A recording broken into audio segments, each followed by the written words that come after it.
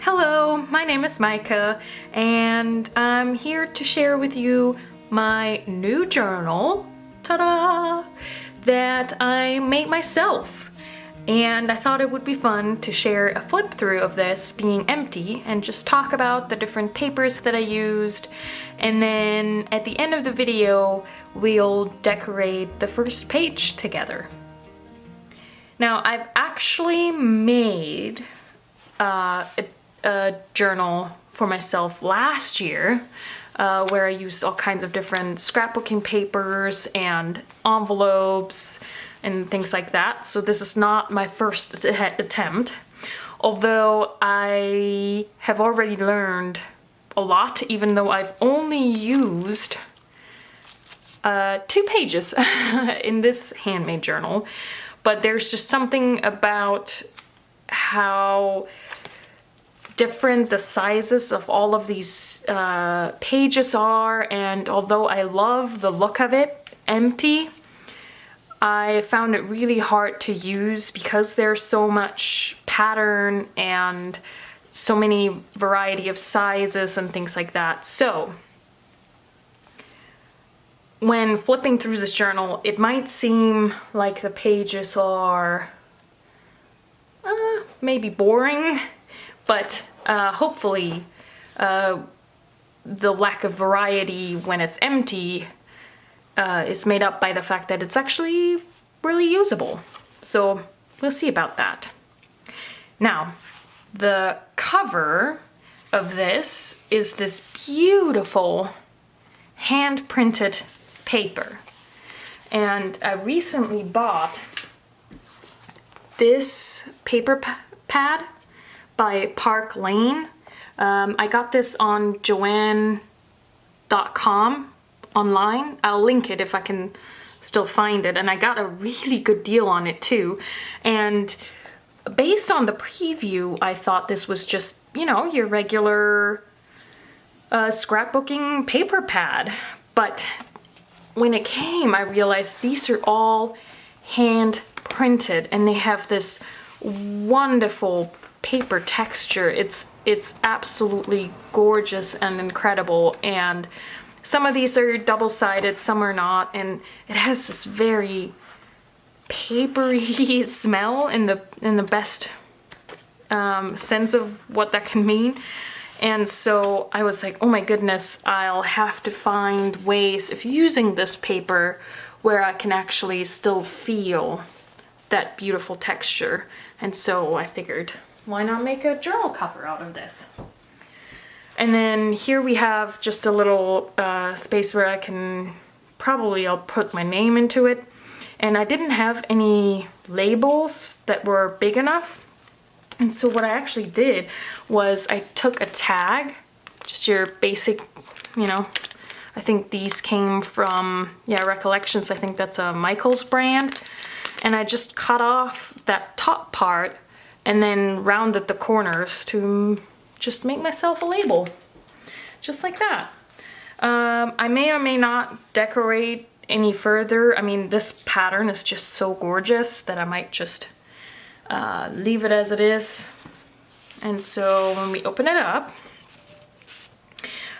this was a paper that was double-sided, and so then I just flipped up the part that I didn't need in terms of the height to make pockets. So in the front there's is this called a secretarial pocket? I'm not sure. But I have this kind of pocket, and then in the back I just have a full-on pocket. So I can try that out and see if I like using pockets. And then in the front here we have, this was sent to me in Happy Mail by the wonderful Jen. I'll leave her YouTube channel linked below because she makes beautiful journals and ephemera and all sorts of wonderful things. So check her out. And then I just tugged in this cat, which comes from one of my printables. It's the cat journaling spot printable. And I figured, well, for one, she's really cute sitting in there. And two, I probably will need one of these eventually, and so she's ready to go. And just, you know, hanging out there.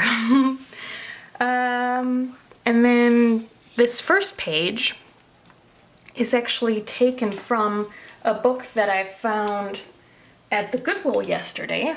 It's this Flowers for All Seasons by Linda Burgess? I'm not quite sure. This apparently used to be a library book, but I found it at the Goodwill, and because it had all these beautiful photographs, I figured those would make great pages and papers to play with. So I cut out all the pages. Yeah, I've been recently really into finding great deals on books and then turning them into papers and ephemera to use in my journaling, because it's really cost effective, and with books like this, I mean, you know, it's recycling in the best way possible, I think. So yeah, that is coming from a book. And then here we just have some paper from a notebook that I dyed with food coloring. So all the colored papers, all the dyed papers in this journal, I dyed with food coloring, just liquid food coloring dispersed into water, and then I put it into like a spray bottle. And so then you just spray the paper and let it dry, and then I actually ironed it after it was dry. So, hate drying clothes, do anything to not iron clothes, but I do iron paper for my journals. And then this is beautiful Morrison washi tape that I got from Jet Pens. This is this grid. I don't know if you can see. I drew on Procreate, and I intentionally have it be a little wonky and off-center so that it is not that stark, perfect grid. And I think that's quite warm and whimsy, and I'm excited to try that out. And this is actually printed onto the back of scrapbooking paper, or here, let me show you. It's another Park Lane paper pack. This is 8.5 by 11, a printed cardstock, and this one's called Timeworn Textiles, which, again, beautiful. I just love that look so much. And yeah, and the backs are blank, and some of them I did leave blank in this journal, but some of them I just put through my printer and then printed the back with this grid pattern. Because I want to try out all kinds of different papers to see what I like. So what's it like to work with, you know, this sort of printed paper. And then here we have, again, just normal copy paper dyed with the food coloring. And then here's a smaller bit. This is again from that Park Lane paper pack. I limited myself to just, I think, maybe 2 sheets of this smaller paper because I don't know yet how usable that is. And then this I left white just to simply break it up with the colors and give myself some space to just experiment with other ephemera and decorations. And then this is the other side. This is grid paper that I bought as it is and then dyed it with food coloring. And then, funnily enough, that grid paper from the store has lines on the back. Yeah, I don't know why somebody would manufacture grid paper that has lines on the back, but there we go. I think similarly to the grid that I drew, I'm gonna draw myself lined paper, but then on the 8.5 by 11 sheet have the lines go this way. So when you fold it, the lines will go horizontally and therefore in the right direction that you would want to use it to write. So yeah. But I mean, this is nice texture. I think the line color is still, you know, it's not too obvious that it'll be completely hard to do anything on it. And then again, just copy paper with food coloring. And then I recently did a craft and I had all these little scraps left over, so I stuck them on the page and just, so that's sort of ready-made decoration. Yep, more food coloring paper, more grid paper, and then here's another pattern paper that's a little smaller, velvet blank, and then here again we have some of those scrappy decorations, another hand-drawn grid, but this time in a different color. This is the same color but a different intensity, so again I'm trying to try out all the things to see what I like. That's also a reason why I only did one signature, simply because I may find out that, you know, I would like more blank pages, or I would like to incorporate more grids in my journal. And so, as to not waste any paper, I figured one signature is enough to just play around with making these journals myself, and then I can make adjustments in the next one. And speaking of that, this journal, I'm gonna try out two new things. One is the fact that it has all these different types of papers, and then secondly, I am going bigger in size. So the journal that I'm currently using is this one. That's I think a B6, so 5 by 7. And then this one is, well, it's made out of 8.5 by 11 sheets folded in half. So yeah, that's gonna be different based just on size, how that's gonna feel. So I'm gonna try that out. Yeah, but I'm really excited.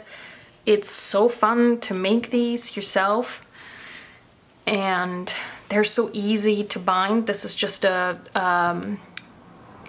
3-hole pamphlet stitch. There are tons of videos on YouTube on how to make these, and then I just used embroidery thread. Yeah, so really, really fun. And so, let's see if we can decorate this first page. Now, I don't know about you, but I find starting a new journal can sometimes be almost a little bit intimidating, almost like one feels when facing a blank page, even though these pages obviously are not necessarily blank, but... And so I figured for the first page, let's just do a sort of hello page to just break in the journal.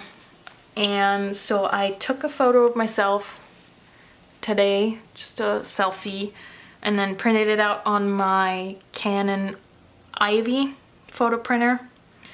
And then I just always think that's nice. That's you when you started the journal. It's sort of a nice marker for that. And then I figured we can incorporate some sort of background texture paper. So this is a food colored doily, and then here we have a food colored tag.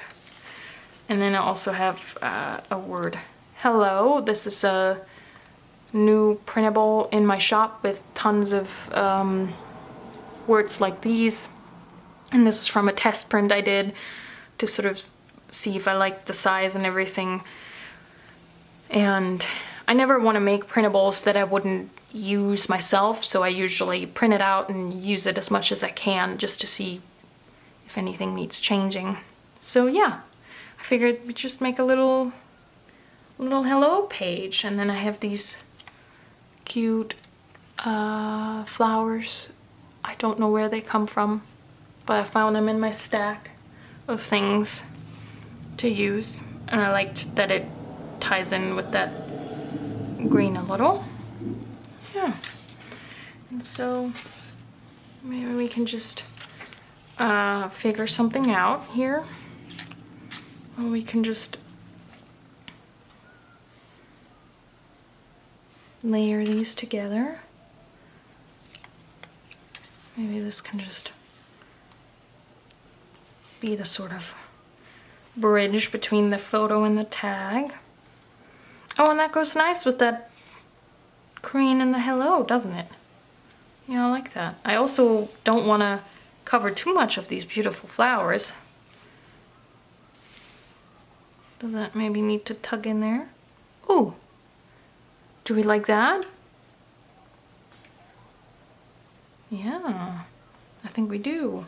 And then I could still, if I move that over like that, I could still write today's date over here.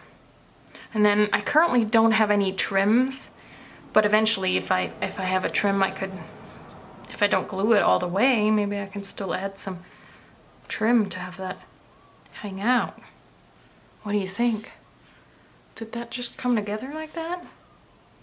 Well, do we want the doily in there?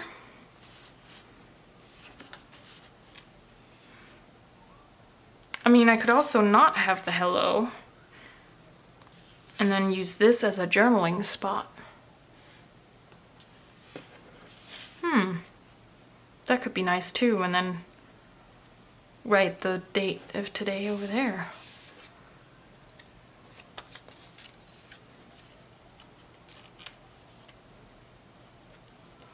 That might just be a little busy, isn't it? If I have the hello over here. I think I'm gonna do that. I think we're not gonna worry about the hello as a title. Yeah. I'm gonna glue these on and then I'll be right back. And here is everything glued down. I love how this turned out. I ended up being able to include the hello after all by just cutting into the shape a little bit more and not having it be such a bulky strip. So I like that. And then I also ended up adding these gold heart stickers because they're just, you know, nice little accents, and the fact that they shimmer just helps give that page just a little bit more, I don't know, would you call that texture? Because I mean, it's not texture, but just that little bit of extra interest. Yeah. And then I added the starting date, which is July 1st, which is not today, but I'm still finishing up my other journal, and that'll house the end of June. And so I figured instead of having today's date be the start date, I put in the 1st of July. It's just, yeah, you know. And then I also, like I was saying, I didn't glue the top down of this tag, so if I wanted to, if I find some trim that I'd like to add, I can still thread it through, and that way the page would have even more fluffy things and different interests. Yeah, so really cute. That's the first page, yay! In the comments, let me know if you make your own journals, and if you do, let me know what kind of papers you like to use. Thank you so much for watching. If you like what you saw, give this video a thumbs up and subscribe for more journaling videos. Okay, take care. See you soon. Bye.